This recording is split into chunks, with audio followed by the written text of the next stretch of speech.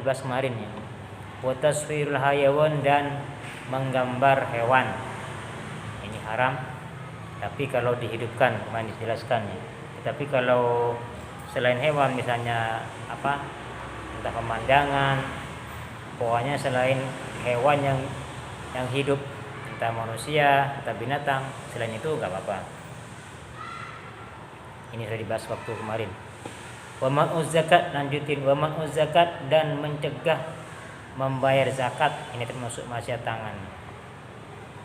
Aw ba'duha, atau sebagian zakat, maksudnya aw ba'du, atau sebagian zakat ba'dal wujub, setelah wajib, wa tamakkun, dan juga mungkin atau bisa membayarnya. Jadi termasuk maksiat ya, maksiat tangan ya, tidak mencegah mengeluarkan zakat, baik keseluruhannya atau sebagiannya, padahal dia mampu dan mungkin. Artinya mungkin tuh diantaranya sudah ada orang yang berhak menerimanya dan hartanya juga sudah ada. Nah, memang ada gitu ya. Beda kalau memang tidak mungkin, misalnya hartanya masih belum panen, kalau ibaratnya panenan, atau belum ada yang berhak menerima misalnya, itu beda lagi. Kan kata termasuk walladzi Allah Ta'ala berfirman dalam Al-Qur'an, walladzina yaknizuna adh-dhahaba wal fiddata wa la yunfiquna fi sabilillah fabashshirhum bi'adzabin alim. Orang-orang yang menyimpan emas dan perak dan dianggap untuk menginfakkannya fi sabilillah, fabashshirhum bi'adzabin alim, maka mereka terancam dengan siksa yang sangat pedih. Dalam banyak kisah-kisah keterangan-keterangan tentang siksaan orang yang enggak bayar zakat itu. Kalau misalnya yang kaitannya dengan hewan yang enggak dizakatin, misalnya sapi atau kambing dizakatin, nanti siksaannya itu sapi itu akan menginjak-injaknya nanti. Kambingnya pun akan menginjak-injaknya itu nanti. Di antara siksaannya ya, orang enggak bayar zakat. Terus dan zakat sendiri itu sebetulnya ada aturannya, dan diantaranya itu kalau kita orang yang enggak berzakat tuh, pemerintah tuh boleh mengambilnya secara paksa, itu boleh mengambilnya. Kalau di Malaysia itu yang saya tahu itu ada dendanya gitu. Jika orang enggak bayar zakat padahal tidak memenuhi syarat, sudah sampai nisab, itu ada dendanya itu. Dulu kalau enggak salah 5.000 ringgit kalau enggak salah. Ada denda sekian, pokoknya ada aturannya. Tapi di Indonesia enggak tahu apakah ada undang-undangnya untuk itu ya. Seharusnya ada ya. Kenapa? Ada di perusahaan juga ada. Tiap karyawan juga kena. Iya, artinya kalau memang betul-betul enggak bayar tuh, betul-betul ada tindakan yang dilindungi oleh undang-undang. Seharusnya seperti itu. Kenapa? Karena saya lihatin di Indonesia itu kalau orang yang kaya tuh kaya beneran tuh. Yang miskin beneran, iya. Jadi jauh jaraknya itu antara yang miskin dengan yang kaya tuh. Kalau yang kaya betul-betul kaya itu Indonesia itu. Nggak tahu apakah mereka mengeluarkan zakat atau tidak, saya nggak tahu.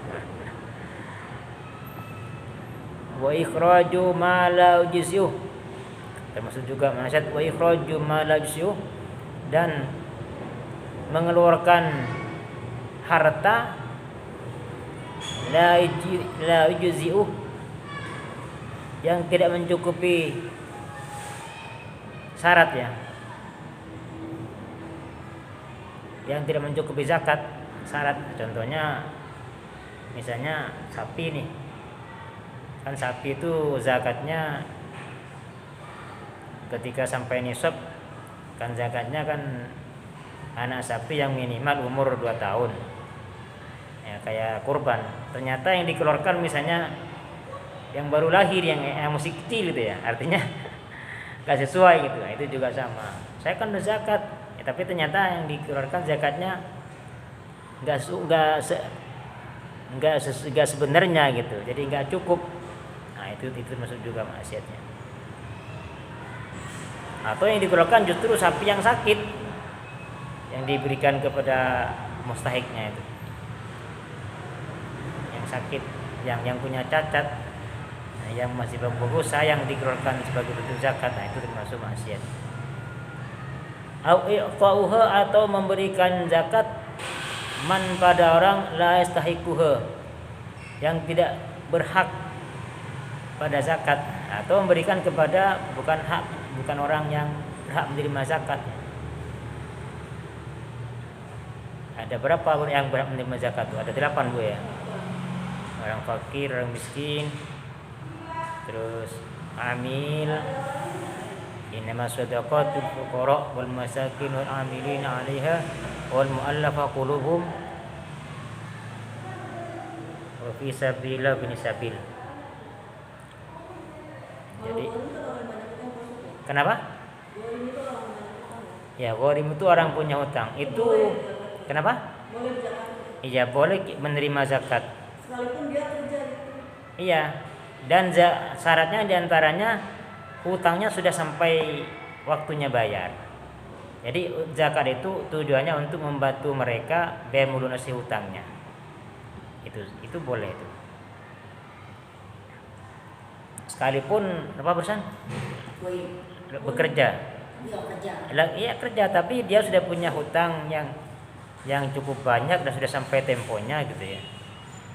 Itu boleh kita bantu dengan dana zakat. Bahkan sekalipun dia waktu punya hutang itu dia orang jahat, tapi dia sudah tobat. Misalnya dulu preman nih, contohnya preman, kan banyak preman anak buahnya apa tuh sudah tobat kan ya. Ternyata dia dulu punya hutang ketika jadi preman dan sudah tobat dan dia sudah jatuh tempo. Nah, itu boleh kita kasih dana zakat untuk membantu melunaskan hutangnya, itu boleh. Tetapi yang paling dianjurkan itu adalah kalau di kitab fikih Syafi'i itu ialah orang diantaranya yang kasih contoh, tapi contoh biasanya itu orang yang sedang mendamaikan dua orang yang bersengketa dengan itu dia punya hutang. Misalnya begini, ada orang sengketa, dua orang berebutan apa gitu ya. Lalu ada satu orang yang jadi penengah, udah kamu gak usah cekcokan, gak usah tukaran, nanti saya bayar misalnya. Yang penting kamu gak usah tukaran nih. Berapa misalnya harga barang nih misalnya yang jadi sengketa, misalnya 10 juta misalnya. Udah langsung bagi dua, kamu aman. Ternyata orang yang mendamaikan itu dapat hutang punya orang lain, tapi ngutangnya demi mendamaikan dua orang yang bersengketa. Nah, itu orang yang penengah itu, ya itu dikasih dana zakat. Nah, itu kalau yang dicontohkan dalam mazhab Syafi'i itu seperti itu. Tapi diperluas lagi, bukan hanya itu sebetulnya. Siapa saja orang Islam yang punya hutang, yang betul-betul kelilit hutang, itu boleh dibantu dengan dana zakat. Yang mana hutangnya sudah jatuh tempo. Kalau kencang itu Apa? kencang. Apa itu? Sama nama bibi. Kencing saya orang Betawi, aku bukan orang Betawi. Enggak usah bilang kencang. Enggak. Paman, bibi, Kenapa? ya keluarga gitu. Miskin misalnya nggak punya apa-apa. Kalau yang nggak boleh itu kepada orang yang wajib diberikan nafkah oleh kita. Nah, jadi yang wajib diberikan nafkah itu adalah orang tua atau anak. Maksudnya nafkah. Ketika ada orang tua dia nggak punya nafkah, kewajiban anak ngasih nafkah. Nah, yang seperti itu nggak boleh kita bayarin zakat. Kebanyakan orang kalau ini mak bayar zakat mau mak ya. Hah? Ada nih, mak nih. Saya misalnya maaf ya bukannya saya kayak maksudnya contohin orang. Mak nih mak, saya bayar zakat mau mak ya. Masa orang Nggak boleh. mak janda gitu. Nggak boleh. Banyak kan. Atau orang tua ke anak. Nggak boleh. Ya. Nggak boleh itu ya. Karena dia memang kewajiban anak kepada orang tua itu. Itu ya. Ya, jadi boleh. Atau orang tua. Tapi kalau selain itu misalnya hanya sekedar saudara, nggak apa-apa, boleh. Bahkan diutamakan seperti itu. Diutamakan kita memberi sedekah atau termasuk zakat juga nggak apa-apa kepada yang saudara dekat. Tapi kan itu bukan kewajiban kita seperti saudara. Nah, itu boleh itu. Maka diutamakan ke situ. Kalau punya saudara miskin ya jangan kasih orang miskin yang lain. Saudara dulu ya. Nanti sejahterain dulu. Nah, baru nanti tetangga dekat, baru tetangga jauh gitu, baru teman sederajat. Seperti itu aturannya. Jadi kalau sedekah kepada saudara itu nilainya dua itu. Satu sedekahnya sendiri, keduanya ada nilai silaturahim di situ. Tapi kayak kenapa kalau ngasih sedekah sama saudara nggak ada pamrih? Kayaknya udah. Jadi siapa? Emak gua 10.000. Ya aja. Ya kayak nggak ada nilainya gitu kalau saudara Pak. Itu kalau orang lain, makasih banyak ya, makasih banyak. Iya. Harus cuma 10.000 doang. Orang lain. Kenapa bisa begitu tuh Pak Ustadz? Lebih dekat tanpa pamrih kalau orang jauh. Ya, karena Orang pamrih. mereka memang belum mengerti agama itu ya. Belum, harus ngaji. Nah, solusinya harus ngaji agama, harus ngaji dan tahu tuh. Mana saya kasih 10.000, kasih berapa sama bude? 10.000. Orang kasih 10.000 udah bisa bersyukur. Tapi sebetulnya begini Bu, kalau kita sudah ngaji ya lebih dalam lagi. Sebetulnya justru yang syukur itu orang yang ngasih sebetulnya seharusnya. Iya. Bukan ibu ngasih ke anak nih. Adik Pak Mas lagi. Iya. Makan. Justru yang syukur tuh ibu sebetulnya. Bersyukurnya. Iya, bersyukur ibu ngasih itu diterima oleh dia. Tapi yang menerimanya kagak syukur. Gak masalah.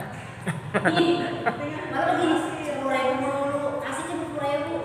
Kata Ya, gini doain semoga nanti bisa sampai ngasih 20.000 gitu aja.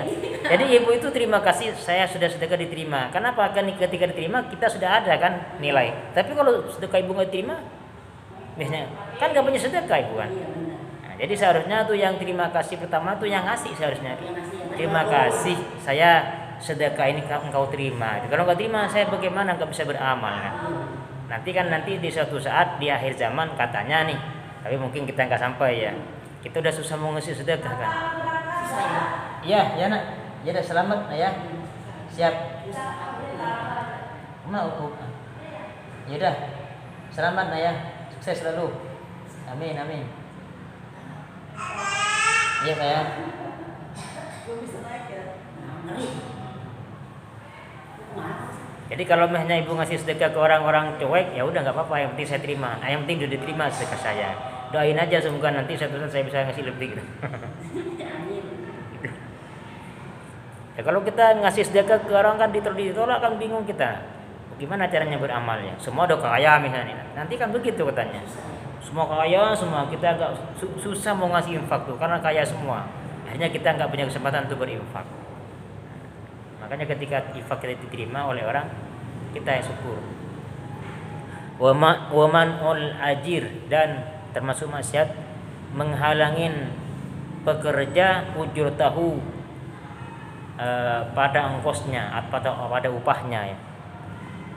Bahkan dalam hadis yang lain kata Rasul utul ajirah ujrahu qabla ayati farshuhu.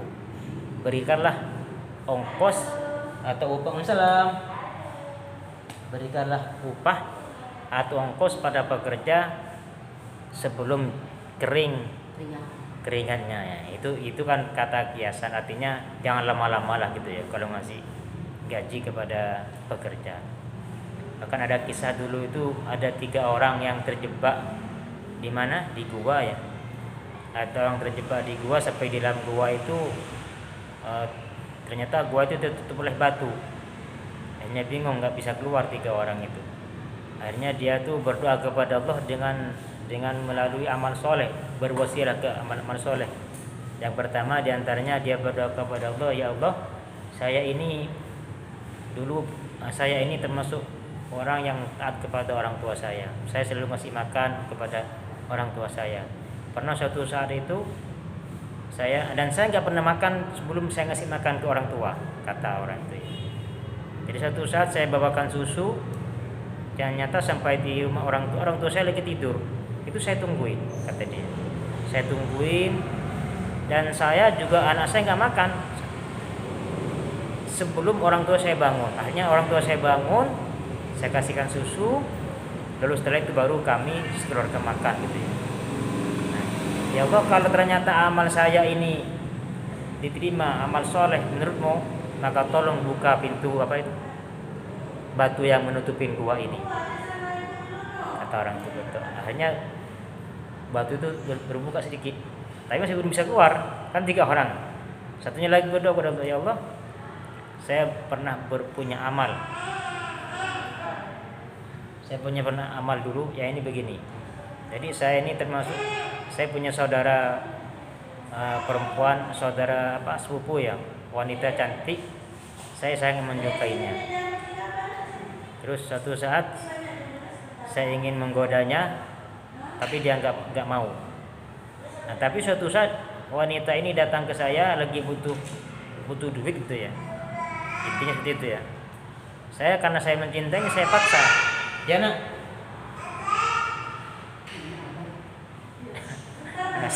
Anak saya. Hati. Sudah. Assalamualaikum warahmatullahi wabarakatuh. Selamat.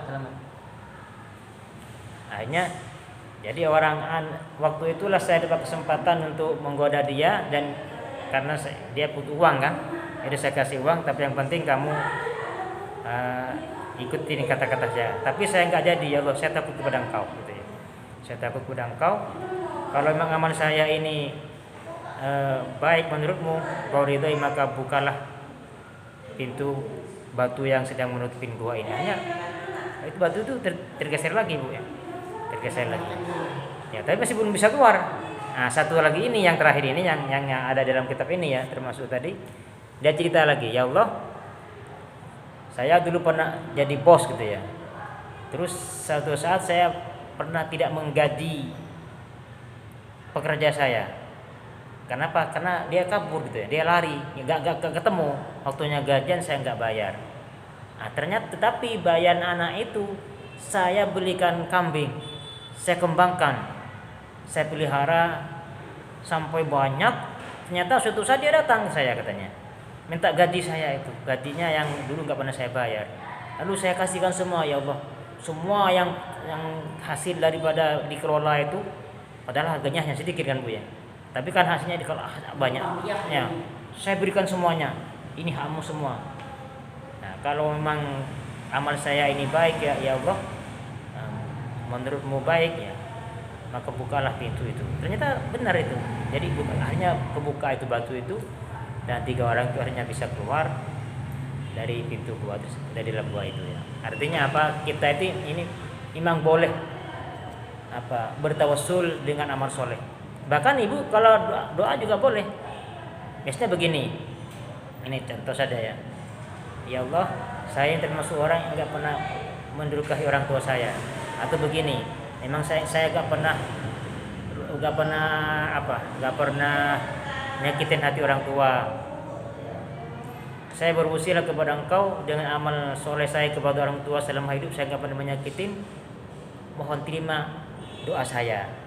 Gitu. Itu boleh seperti itu. Namanya tawassul itu.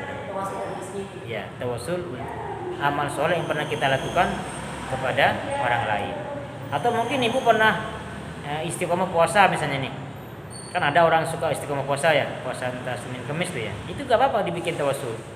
Ya Allah, berkat puasa yang Senin Kamis yang saya lakukan selama ini bertahun-tahun, tolong kabulkan doa saya. Saya punya hajat begini. Itu gak apa-apa itu. Itu namanya tawassul dengan amal soleh. Kalau seandainya saya kebaikan saya diomong ke saudara saya kayak mungkin gitu ya, itu termasuk doa yang tadi nggak tuh bapak-bapak?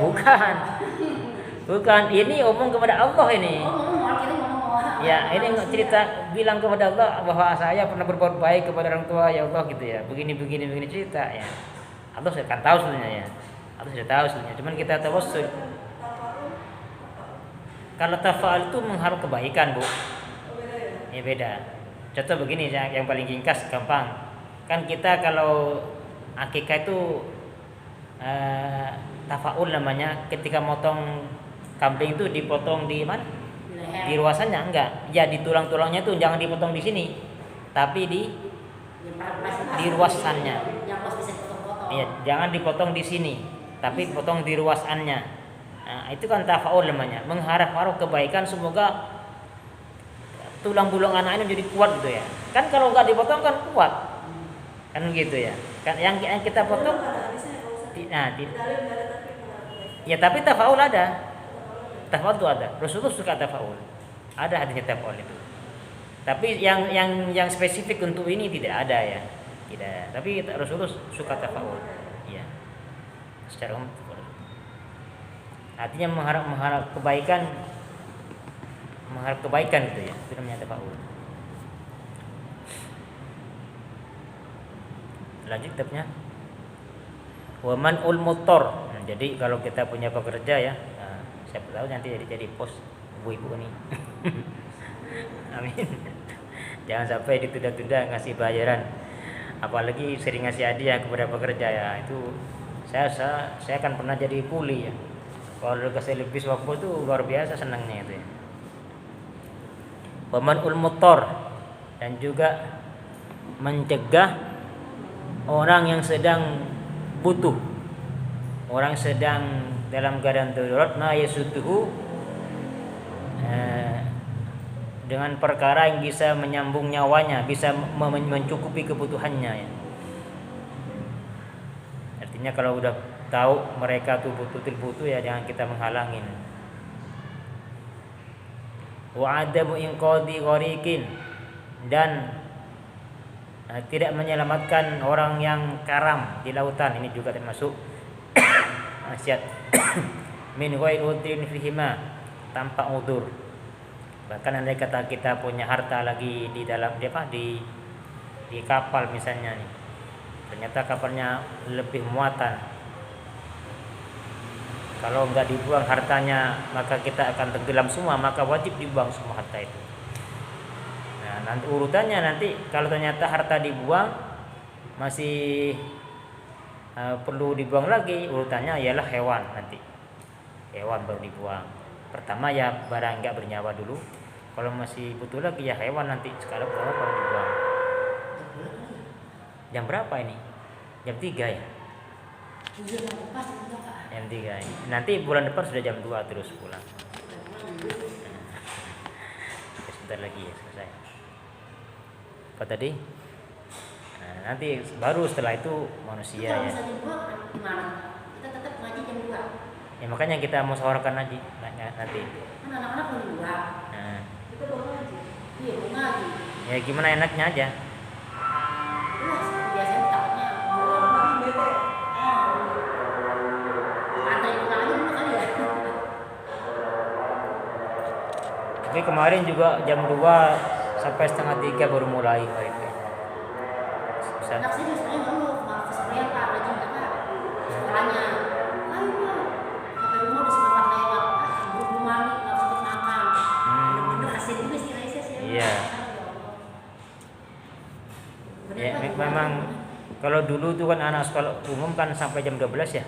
Kalau dulu itu. Dulu waktu zaman Aldi. Ya, di kampung juga jam 12 pulang. Nah, nanti dia punya istirahat, anak-anak tuh ntar sore bisa ngaji madrasah. Iya.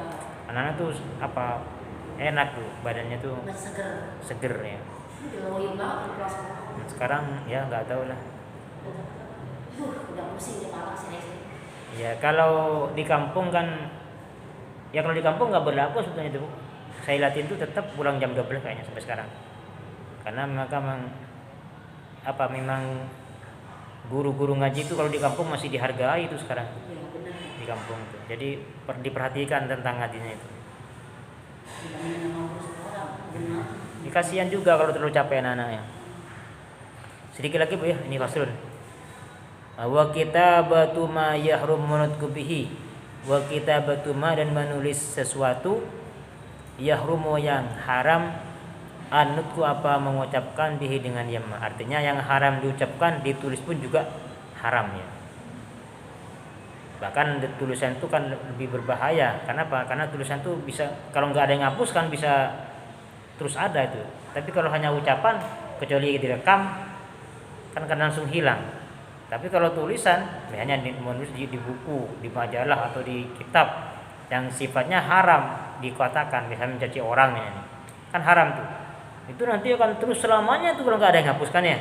Makanya itu lebih hati-hati. Jadi kalau tulisan-tulisan yang haram intinya ya, itu jangan sampai dilakukan itu. Itu masuk maksiat ya. Wal khiyanatuh. Nah, tapi sebaliknya juga Bu, menulis yang baik itu lebih bagus daripada sekedar mengatakan. Kenapa? Kalau mengatakan kan hilangannya. langsung hilang. Tapi kalau ditulis itu kekal. Makanya kalau di Darus Sunnah itu anjurannya itu ada slogannya Darus Sunnah itu wala tamutunna illa wa antum katibun itu. Jadi jangan kalian mati sebelum bisa menulis. Artinya semua santri Darus Sunnah itu dianjurkan punya karya ilmiah yang biar manfaat untuk selamanya kan kalau tulisan itu kan begitu. Skripsi gitu ya. Ya bukan hanya skripsi sih, kalau anak dari situ memang diajukan nulis terus itu buku-buku yang manfaatnya karena lebih kekal daripada ucapan. Wal khiyanatu, dan juga khianat, wa hiya adapun ya khianat diddun nasihah, sebaliknya nasihat. Nasihat itu adalah mengharapkan kebaikan. Kalau khianat berarti mengharapkan kejelekan. Fatashmulu, maka meliputi ya khianat al-afal, pada perbuatan, wal aqwal, dan ucapan, wal aqwal lati kahdaku. Wasbunallahu alam bisawab.